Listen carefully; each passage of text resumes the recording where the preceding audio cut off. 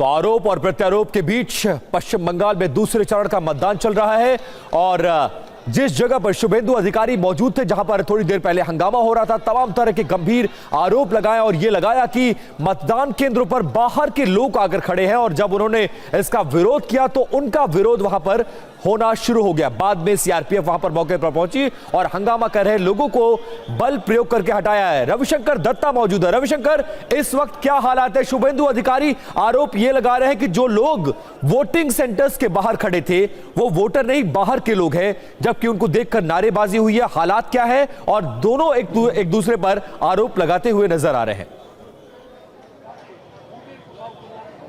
देखिए, अपना बाइट में ऑफिशियल जो बाइट है उसमें शुभेंदु अधिकारी जो जय हिंद भवन का बात कर रहे थे, ये है जय हिंद भवन। बांग्ला में लिखा भी हुआ है जय हिंद भवन। अब ये बूथ में मैं सुबह भी आया था और यहाँ पे लोगों के साथ बात भी किया था। जो वोटिंग यहाँ पे हो रही है, जो लोग यहाँ पे खड़े हैं, सब यहीं के वोटर्स है। तो एक बार हम बात कर लेते हैं उन लोगों से, एक बार पूछ लेते हैं कि जो शुभेंदु अधिकारी आरोप लगा रहा है, आप लोग सब यहीं के वोटर है? आप लोग यहीं के वोटर है? यहीं के वोटर है ना सब?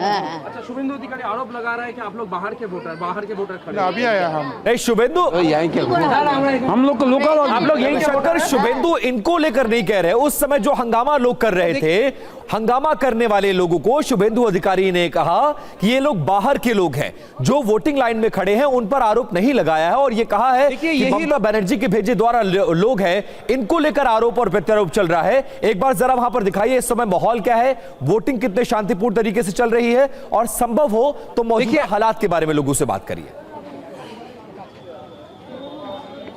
देखिए, यहाँ पे फोर्स जो खड़े हैं, ये फोर्स लाया गया है यहाँ पे। शुभेंदु अधिकारी जैसे फ़ोन करके उन्होंने कहा कि ये फोर्स यहाँ पे इमीडिएटली चाहिए, वरना हमें यहाँ से हटूंगा नहीं। तो ये फोर्स यहाँ पे पहुँचा है। डीपी सिंह जो कि अधिकारी है पुलिस के बड़े, वो यहाँ पे पहुँचे थे, उनके साथ हमने बात भी किया। और आप देख सकते हैं हरीश मुखर्जी रोड और कालीघाट रोड की जो क्रॉसिंग है उसमें गाड़ी की जो है लाइन लग गई है। इसका कारण यही है कि ये जगह शांत जगह है, लेकिन अचानक माहौल यहाँ पे गर्मा गया और जैसे शुभेंदु अधिकारी आरोप लगा रहे थे, यहाँ से बाहर के लोग आए हैं, ये आरोप लगा रहे थे, तो यहाँ पे जो लोग यहाँ पे लाइन में खड़े थे उसके ऊपर भी सवाल उठे और बाहर के अगर कोई इसमें आए तो उसके ऊपर भी सवाल उठे।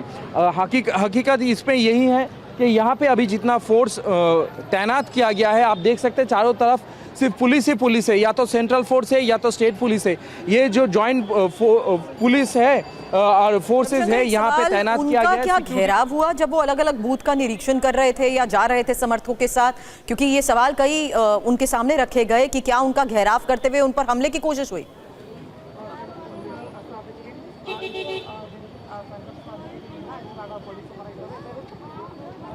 आपका सवाल एक बार फिर से मैं आपसे सवाल ये कर रही हूँ क्योंकि वो पूरी बातचीत जब वो फोर्स बुलाने की बात कर रहे थे, जिस बूथ के सामने खड़े होकर वो फोर्स बुलाने की बात कर रहे थे, उस दौरान उनसे ये सवाल भी हुआ कि क्या उन पर हमला करने की कोशिश हुई?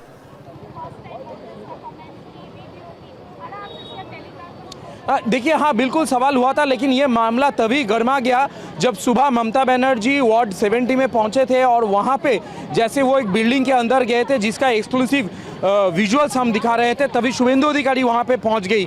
और मैं फिर से कह रहा हूं, भवानीपुर के इतिहास में ऐसा माहौल जो गर्म होती है वो कभी नहीं देखा गया, पहली बार हुआ है। जैसे शुभेंदु अधिकारी वार्ड 70 से निकल गए, ममता बनर्जी वहां से निकल गई और फिर ममता बनर्जी अपने घर पे आ गए। इसके बाद ममता बनर्जी के घर के सामने शुभेंदु अधिकारी पहुंचे और ये जो रास्ता है, ये रास्ता ममता बनर्जी के घर के सामने से निकलता है। ये रास्ता निकलने के बाद जैसे शुभेंदु अधिकारी ये यहाँ पे मुक्त दल बोल के क्लब है, वहां तक बिल्कुल नजदीक आ गए थे, इसीलिए वहां पर जितने समर्थक थे टीएमसी के समर्थक, वो एकजुट हो गए और उस वक्त हंगामा करने लगे।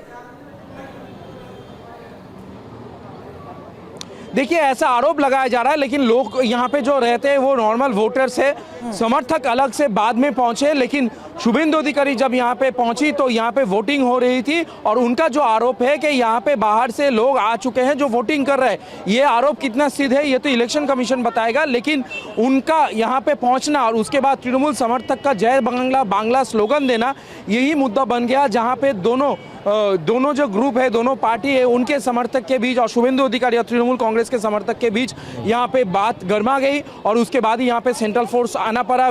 ये जो क्राउड यहाँ पे थी उसको डिसबर्स करने के लिए लाठीचार्ज करना पड़ा। अभी माहौल क्या है रविशंकर, और क्या शांतिपूर्ण तरीके से वहां पर वोटिंग हो रही है? और इस वक्त शुभेंदु अधिकारी की लोकेशन क्या है? क्या वो यहां से जय हिंद भवन के आसपास से निकल चुके हैं? जी बिल्कुल, वो शुभेंदु अधिकारी यहाँ से निकल चुके हैं, लेकिन माहौल अगर मैं आपको अगर दिखा देता हूँ, दिखाइए, प्लीज दिखाइए। यहाँ पे रोड थोड़ा जो है वो थोड़ा जाम हो चुका है, क्योंकि एक तो वन वे रोड है और दूसरी तरफ यहाँ पे बहुत सारा पुलिस गाड़ी यहाँ पे खड़ी है। जय हिंद भवन पे अगर आप देखेंगे वोटिंग यहाँ पे सही तरीके से हो रहा है, लेकिन जो समस्या यहाँ पे है, माहौल जैसे गर्मा गया था उसके बाद अचानक यहाँ पे पुलिस को लाठीचार्ज करना पड़ा। सेंट्रल फोर्स यहाँ पे बुलाए गए और अभी भी आप देख सकते हैं कि तैनाती सेंट्रल फोर्स का यहाँ पे है। तो भवानीपुर का ये जो जगह है, जंक्शन है, प्राइम लोकेशन है, Kalighat road, Harish Mukherjee road crossing है, और वहीं पे जय हिंद भवन के सामने जैसे शुभेंदु अधिकारी पहुंचा, उन्होंने सेंट्रल फोर्स बुलाई और उनके ऊपर जो यहाँ पे समर्थक थे तृणमूल का, उनके ऊपर लाठीचार्ज हुआ। लेकिन माहौल तभी से शुरू हो गया जब ममता बनर्जी और शुभेंदु अधिकारी आज आमने सामने आ चुके थे, करीब 2-3 घंटा पहले। हालात लगातार बिगड़ते रहे, हालांकि बंपर वोटिंग हो रही है, बंपर मतदान हो रहा है, लेकिन अचानक भवानीपुर में जो स्थिति बिगड़ गई उसकी एक एक जानकारी हमारे सहयोगी रविशंकर दत्ता हमें दे रहे हैं।